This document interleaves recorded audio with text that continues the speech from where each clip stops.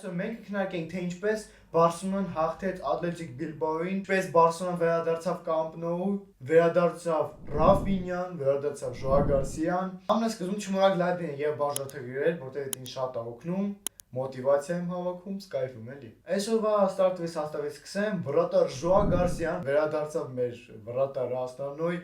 Կուրիլշիկ, պատպիվասնիկ Շենստին կոդրվավ ու գնաց բանկեն պալիվատանելու։ Պաշտպանողական դուո Կուբարսի Ժարար Մարտին, ես չգիտեմ որտեղից է դուոն հայտնվեց, ճիշտ գիտեմ, քանի որ Ռոնալդ Արաուխոն շատ խաղաց զբորների խաղում ու շատ երկար պերիոդ էր, նրան հանգիստ տվեցին։ Խաղաց Ժարար Մարտինը, կստացի վատ չխաղաց, պրինցիպի օքեյ։ Ձախից բալդե աչից կունդե դա արդեն ստաբիլ է ու հիմա ոչ ստաբիլ է այդ բանը։ Центральный опорный полузащитник Эрик Гарсия եւ Դանի Օլմո, атакующий полузащитник Ֆերմին Լոպես,